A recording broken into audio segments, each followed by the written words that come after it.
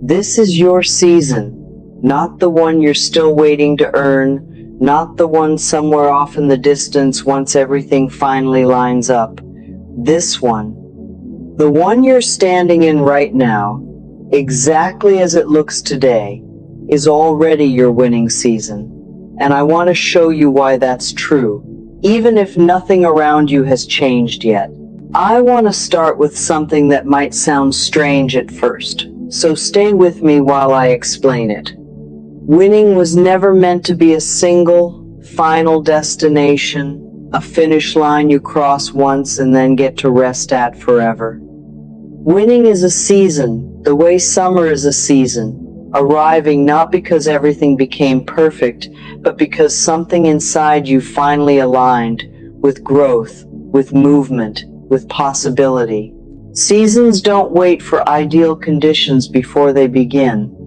They simply arrive on their own timing, and it's entirely possible that your winning season has already quietly started, even if the visible harvest hasn't caught up yet.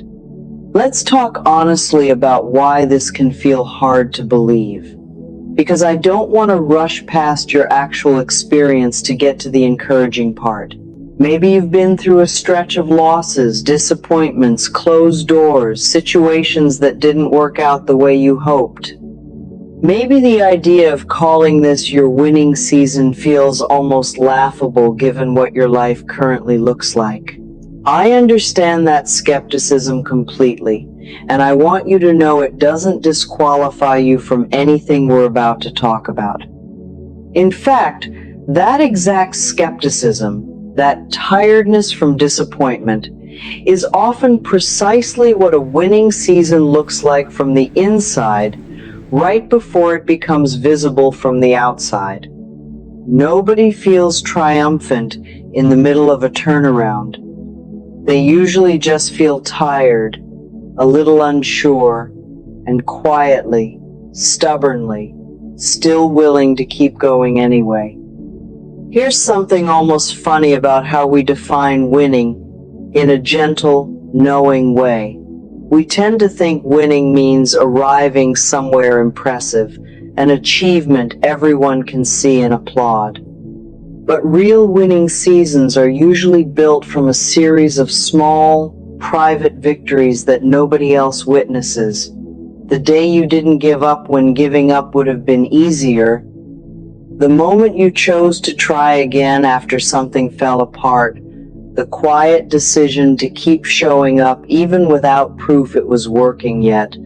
Those moments rarely make headlines, but they are, in every sense that actually matters, exactly what winning is built from. Let me offer you a simple way to understand this that makes the whole idea feel less abstract and more like straightforward common sense. Think of your life like a sports season, not a single game. Even the most successful teams in any sport lose individual games throughout their season, sometimes several in a row, sometimes at the worst possible moments. What separates a winning season from a losing one isn't the absence of losses. It's what the team does after each loss. Whether they collapse entirely or regroup and keep playing toward the larger goal. You are not required to win every single day to be living inside a winning season. You are simply required to keep showing up to the next game, regardless of how the last one went. This reframes success in such a relieving way. You don't need an unbroken streak of wins to call this your season. You need consistency, resilience, and a willingness to keep playing, even after a rough stretch, trusting that the season is measured across its entirety, not by any single difficult moment within it. I want to go a little deeper into why this particular mindset matters so much for actually manifesting real, tangible success, not just feeling better about your circumstances. When you believe you're in a losing season, every setback feels like confirmation, proof that things simply aren't working out for you. And that belief tends to make you more cautious, more hesitant, more likely to quit right before things would have turned around. But when you believe you're in a winning season, even amid difficulty, setbacks feel more like part of the process rather than evidence against you. And that belief keeps you moving forward, trying the next thing, staying in the game long enough for momentum to actually build.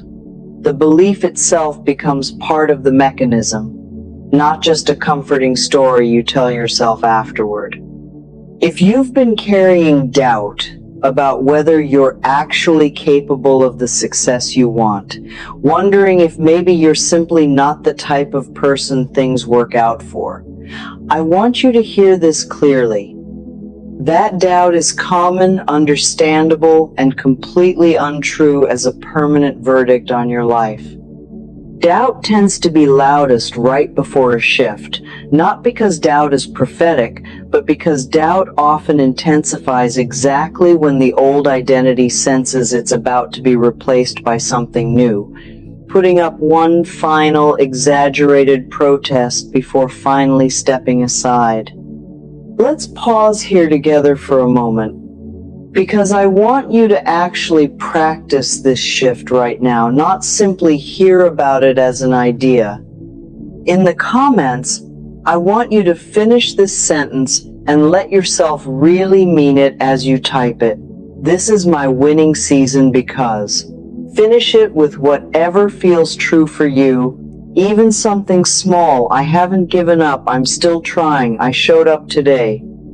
There's something quietly powerful about declaring this out loud in a space full of other people declaring their own reasons at the very same moment, like an entire stadium of separate seasons, all quietly turning toward victory together. Now let's talk about how you actually build and sustain this winning mindset daily. Because belief alone needs real structure to translate into lasting momentum. And I want to walk you through several specific practical steps. The first practice is what I call the daily win audit. Each evening, identify one thing, however small, that counts as a genuine win from that day. It doesn't need to be dramatic, showing up despite exhaustion, having a difficult conversation you'd been avoiding, simply choosing patience instead of frustration in a hard moment. This trains your mind to actively notice evidence of your winning season rather than only cataloging the losses. Because whatever you consistently measure, you tend to find more of. The second practice is reframing setbacks as part of the season, not evidence against it. When something doesn't go your way, instead of thinking, "This proves I'm not winning," practice thinking, "This is one difficult game within a much larger season." This single reframe prevents a single setback from spiraling into a complete abandonment of the entire larger effort you've been building toward. The third practice is speaking about your success in present active language rather than distant, uncertain hoping. Instead of saying, "I hope things work out eventually," practice saying, "I am in my winning season and I'm building toward what's coming." This shift in language moves you from passive wishing into active, grounded belief, and belief, repeated daily, quietly shapes the actions you're willing to take. The fourth practice is surrounding yourself, even briefly, with reminders of past wins, actual evidence from your own history that you are, in fact, capable of succeeding. Keep a note, a photo, a memory of something you overcame or achieved, somewhere visible. When doubt creeps in, this becomes tangible proof, not abstract hope. that you've done hard things before and come out the other side. And the fifth practice, quiet but essential, is celebrating momentum, not just outcomes. Progress toward a goal, even before the goal is fully achieved, deserves genuine celebration. Say, "This counts. This is my season building." Training yourself to celebrate movement, not only finish lines, keeps you engaged and energized throughout the entire process, rather than only at the very end of it. There's a sixth practice worth adding here too, because it strengthens everything else. Practice extending grace to yourself on the days that genuinely do feel like losses, without letting one hard day convince you the whole season has turned against you. Say, gently, "Today was hard, and tomorrow is still part of this same season." This distinction between a difficult day and a failed season protects your momentum from being destroyed by a single rough stretch that every winning season inevitably includes. I want to say something important here about what a winning season actually requires, because I don't want to leave you with the impression that mindset alone accomplishes everything without effort.